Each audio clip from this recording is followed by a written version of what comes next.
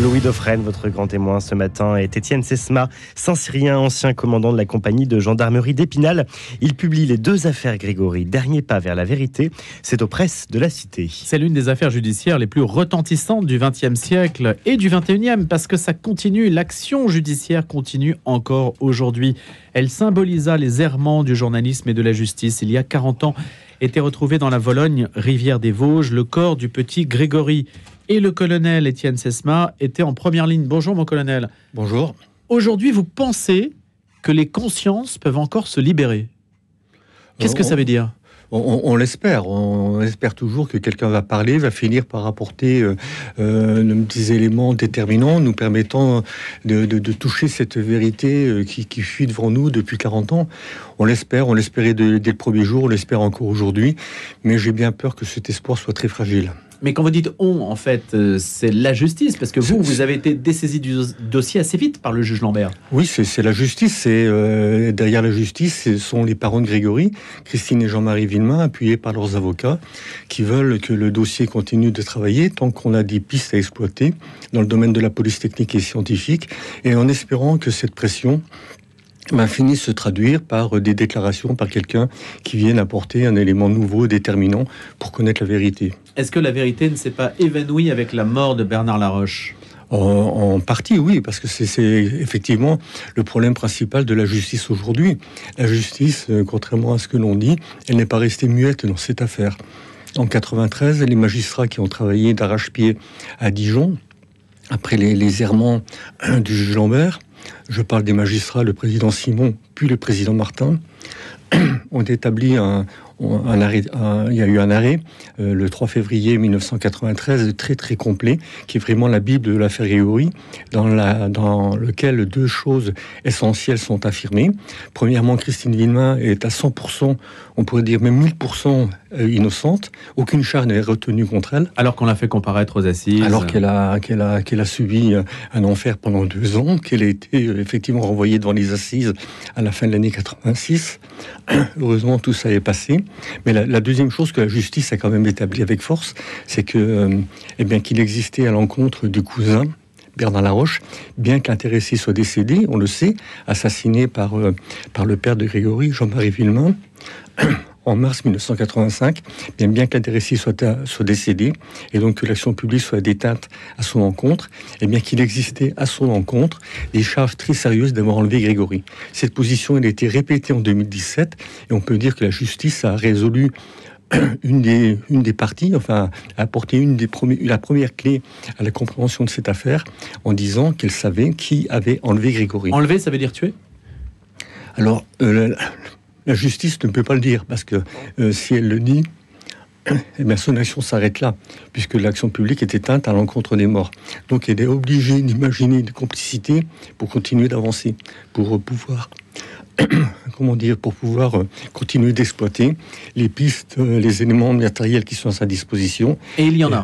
Et il y en a quelques-uns, mais il faut reconnaître qu'ils sont très fragiles.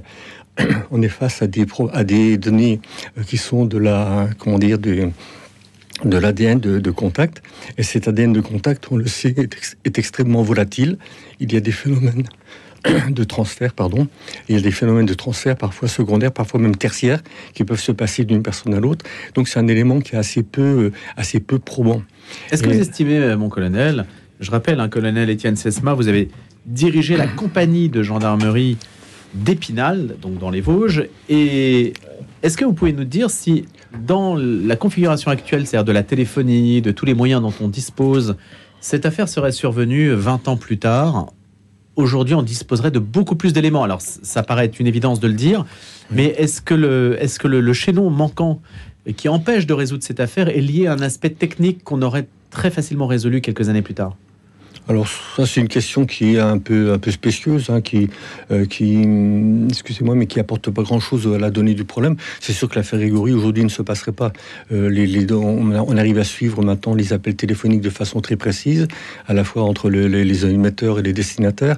Donc l'affaire Grégory ne se produirait pas. Oui, parce qu'il faut que vous racontiez qu'il y a une séquence avant l'affaire Grégory, qu'elle a commencé en 1981. Enfin, l'affaire Grégory commence en 1981 avec l'apparition de Corbeau, dans cette vallée de la Vologne, au sein de la famille Villemain, qui commence à donner des coups de téléphone anonymes à la famille. D'abord des coups de téléphone muets, puis petit à petit ça monte crescendo. Il y a des passages musicaux, puis après il y a des voix, il y a des insultes, il y a la réminiscence de vieilles affaires familiales. Et puis on sait qu'il y a plusieurs corbeaux qui agissent, parce qu'à côté des voix qui se trouvent à l'intérieur de la famille, les gens de la famille parlaient toujours de l'homme à la voix rauque. C'était quelqu'un, le corbeau, qui camouflait sa voix de cette façon-là. Mais on sait qu'il y avait des voix de femmes qui étaient là, à l'extérieur de la famille. Donc on sait qu'il y a plusieurs personnes, de toute façon, qui ont joué les corbeaux à cette période-là. Ensuite, c'est la période des appels téléphoniques s'est achevée à la fin de l'année 1982, après l'intervention des gendarmes, première intervention, et on est passé sur des lettres anonymes. Il y a 3 lettres anonymes qui ont été envoyées à la famille au début de l'année 1983, en mars, avril, mai. Donc il y a un acharnement sur la famille Villemain. Il y avait un acharnement. Alors c'est plus compliqué que ça, parce que il y avait vraiment une activité de corbeau qui ciblait la famille, mais au sein de la famille, il y avait une personne, Jean-Marie Villemain, le père des Grégory, qui est vraiment apparu comme étant la cible principale. À côté des affaires de famille, on a vu que se développait une jalousie féroce contre lui, contre sa réussite, contre son bonheur. Et c'est petit à petit vers ça que l'affaire Grégory va dériver, jusqu'à arriver à l'enlèvement de son enfant pour se venger de lui, pour lui faire du mal. Parce que c'est ça qui est la particularité de l'affaire Grégory. C'est que le crime au départ est exceptionnel. Parce que Grégory, il n'est pas tué pour une histoire de sexe, de rançon, de maltraitance. Il est sacrifié à la haine qu'on voit à son père. Et ça, c'est exceptionnel. On voit qu'on a tué Grégory, non pas pour ce qu'il est, mais pour ce qu'il représente. C'est-à-dire la réussite et le bonheur de son père. On fait du mal à son père en tuant Grégory. Donc, Jean-Marie Villemain était l'objet d'un harcèlement lié à sa réussite professionnelle aussi, puisqu'il était passé contremaître dans un milieu d'ouvriers qui lui voit une jalousie pour ça. Absolument, ça, absolument. C'est tout à fait attesté. La traçabilité téléphonique, c'est ce que je voulais dire, la traçabilité téléphonique aujourd'hui aurait permis de localiser quand même assez rapidement le nombre de corbeaux. Oui, certainement, mais à l'époque, ça parce que toute la justice, pas, donc, toute l'action de la justice repose aujourd'hui sur les complicités qu'aurait pu avoir le Bernard Laroche dans l'histoire. Encore une fois, c'est difficile de faire de l'uchronie judiciaire. Sauf que aujourd'hui, si l'action continue, c'est parce qu'on mise sur les complicités. Mais on n'a pas les données. On n'est pas en mesure de revenir sur les origines des appels téléphoniques de l'époque-là. Donc on est obligé, aujourd'hui la justice, elle s'appuie sur quoi? Elle s'appuie sur des traces d'ADN, mais de l'ADN de contact. Elle s'appuie sur les lettres anonymes, en travaillant sur les expertises en écriture. Elle s'appuie sur les voix du corbeau, il y en a quelques-unes qui ont été enregistrées. Et elle s'appuie sur quelque chose qu'on appelle la stylométrie, qui nous permet de comparer les écrits d'une personne à l'autre pour voir les expressions qui sont le plus utilisées. Mais ces éléments, encore une fois, premièrement, ils sont assez ténus, ils sont assez faibles. Et deuxièmement, c'est ça le problème, c'est qu'ils peuvent nous relier à l'histoire des corbeaux, mais elles ont peu de lien direct avec le crime de Grégory. Aujourd'hui, ce qui nous intéresse, c'est de savoir qui a tué Grégory. La justice dit, on sait qui a enlevé Grégory, mais on ne sait pas qui l'a tué. Donc on imagine des complicités, la justice travaille là-dessus, et espère qu'avec cette pression, avec cet acharnement judiciaire, eh bien, elle arrivera à trouver et à donner la deuxième clé, c'est-à-dire à dire vraiment qui a tué Grégory. On l'espère, mais moi j'ai peur que quand même, aujourd'hui, la justice soit dans une impasse. Et moi j'apporte une analyse nouvelle, alors non pas dans une approche judiciaire, dans une approche plus historienne, on pourrait dire, qui nous permet de comprendre les choses un peu différemment, mais sans vouloir travailler. C'est-à-dire ? Eh bien, moi, je pense qu'il faut revenir à l'analyse des faits du 16 octobre.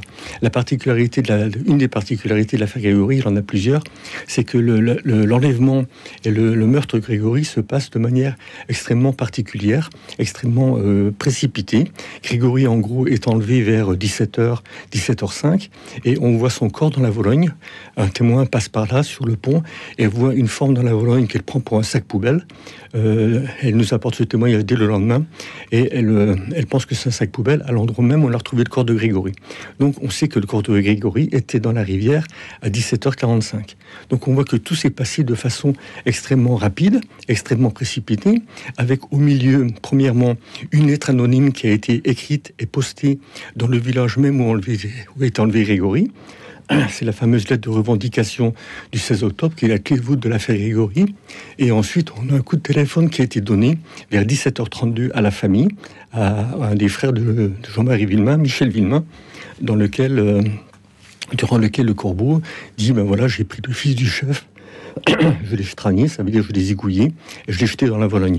Donc on se rend compte que dans ce créneau de temps très court, on a quelqu'un qui a agi de façon très précipitée, en prenant énormément de risques, en éprouvant le besoin irrépressible de revendiquer son geste. Et ça, c'est une particularité. Ah oui, c'est particulier. On se rend compte que le geste est commis de façon très, très pulsionnelle, sans aucun contrôle. Et on est obligé, ce faisant, donc, de se poser la question sur le revier psychopathologique. Parce qu'on se rend compte, encore une fois, que Grégory, il est tué pour un motif purement psychologique. C'est la lettre du 16 octobre qui le dit. J'espère que tu mourras de chagrin, le chef. Ce n'est pas ton argent qui pourra te redonner ton fils. Voilà ma vengeance, pauvre con.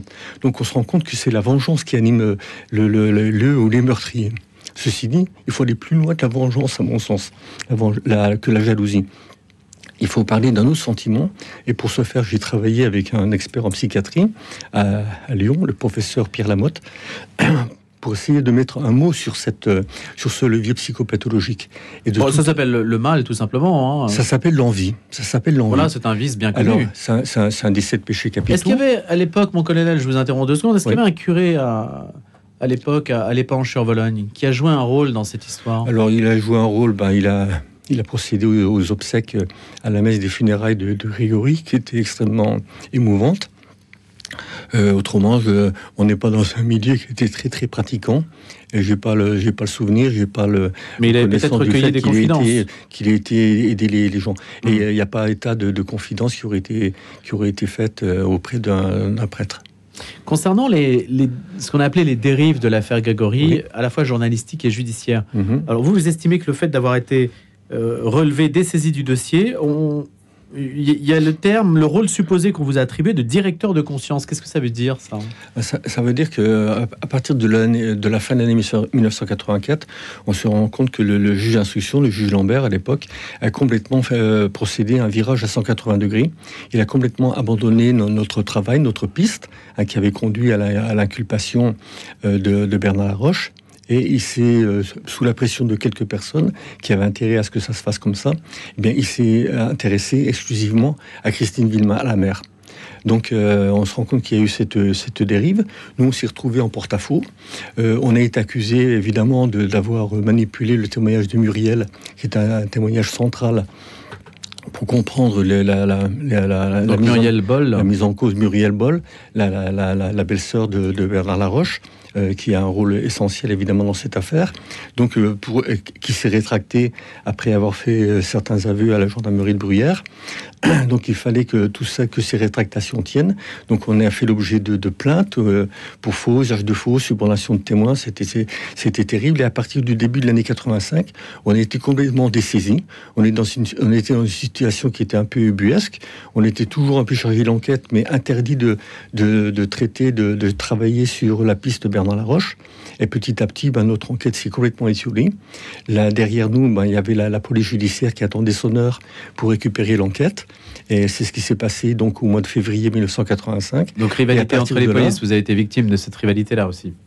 Oui, d'une certaine rivalité. Il y a eu, on sait qu'il y a eu une alliance, parce que ce sont les intéressés qui l'ont dit, de 3 personnes qui se sont réunies, un journaliste, un avocat et un policier qui se sont réunis, qui ont fait le constat qu'ils pouvaient travailler ensemble pour faire pression sur le juge d'instruction Lambert et l'orienter sur Christine Villemain.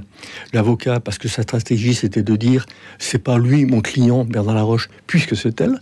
Donc, occupe-toi d'elle et abandonne toute piste sur mon client. Le journaliste, parce qu'il s'est mis dans la tête dès le début que c'était la mère qui était coupable, et ça faisait vendre, c'était plus intéressant pour l'opinion publique, selon lui. Et enfin, il y avait le policier qui attendait son heure, qui se disait, ben voilà, on va arriver derrière les gendarmes qui ont loupé une enquête retentissante, et on va démontrer qu'ils se sont plantés. Et donc, ils ont travaillé à charge aussi, de façon exclusive, contre Christine Villemin. Et là, il y a eu pendant effectivement 2 ans, les années 85-86, il y a une véritable tempête médiatico-judiciaire qui s'est abattue sur nous, avec des relais intellectuels un peu bizarres. Je pense par exemple à l'intervention dont on se rappelle de Marguerite Duras, sublime, forcément sublime, en parlant de Christine Villemin. Enfin bref, il y a eu vraiment une dérive complètement dingue qui s'est traduite par le surassassinat. Parce qu'il y a un moment, Jean-Marie Villemin, livré à lui-même, voyant que ses convictions concernant la culpabilité de son cousin Bernard Laroche n'étaient pas suivies, et qu'au contraire, on mettait en cause sa femme, alors qu'il n'a jamais eu le moindre soupçon à son égard, eh bien, donc il s'est senti abandonné. Il a été livré à lui-même, il a décidé de se faire justice lui-même en assassinant Bernard Laroche. Les dérives ont provoqué elles-mêmes un drame. Et pour enfoncer notre travail, eh bien, on a dit que j'avais été son directeur de conscience, que c'était moi qui l'avais poussé à tuer Bernard Laroche. Parce qu'évidemment, vous avez mal vécu, que vous avez évidemment démenti colonel Sesma. Juste un dernier point avant de se quitter. Aujourd'hui, cette affaire ne serait plus possible dans les proportions qu'elle a prises, cette affaire-là, aujourd'hui. Par exemple, les périmètres judiciaires seraient beaucoup plus respectés, la frontière entre journalisme et justice. Je ne peux pas parler pour tout le monde, mais ce que je sais, c'est que la gendarmerie a eu une position un peu particulière dans cette affaire. Moi, j'affirme qu'on est certainement l'institution qui a le moins de choses à se reprocher. On a fait un travail qui était honnête, qui était impartial, qui était méthodique, qui tenait la route. Et pourtant, on est les seuls, premièrement, à avoir rendu des comptes. Il a fallu qu'on s'explique sur notre travail, ce qu'on avait fait, les seuls. Et on est les seuls à en avoir tiré des enseignements. Parce que la gendarmerie a créé derrière l'Institut de recherche criminelle de la gendarmerie nationale, en prenant conscience des lacunes et des retards qu'on avait notamment dans le domaine police technique et scientifique. Pour les autres, je ne suis pas sûr. Merci beaucoup, mon colonel. Merci. Et merci Louis Dauphren.